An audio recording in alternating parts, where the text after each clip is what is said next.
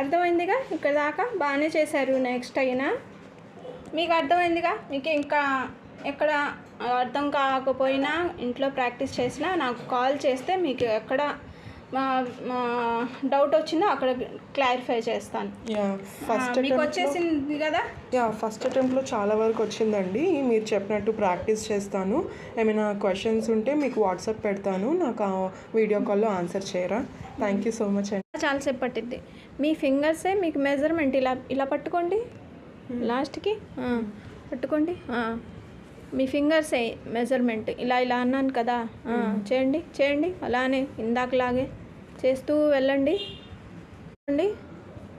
దానిపైన పెట్టండి, ఇలా ఒత్తేయండి, ఇలా పక్కకి ఇలా జరుపుకొని ఇలా ఒత్తేయండి. వచ్చేసింది. నెక్స్ట్ ప్లేట్ తీసుకోండి, మీ వేలే అక్కడ పెట్టండి. మీ వేలే మెజర్మెంట్ అయిపోయింది, అది కూడా అయిపోయింది. ఇక్కడ నుంచి రండి,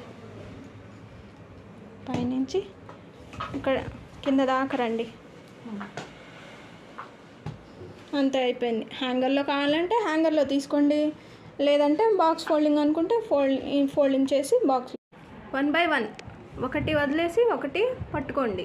ఇది వదిలేయాలి, ఇక్కడ పట్టుకోండి. ఇది వదిలేయాలి, ఇక్కడ పట్టుకోండి.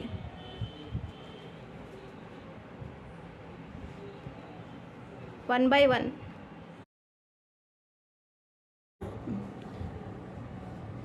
ఇలా వచ్చింది బాక్స్ ఫోల్డింగ్. ఇక్కడ దాకా అర్థమైంది కదా. మీకు కావాలంటే హ్యాంగర్లో పెట్టుకోవచ్చు. ఇందాక చూపించాను కదా, హ్యాంగర్లో పెట్టుకోవచ్చు.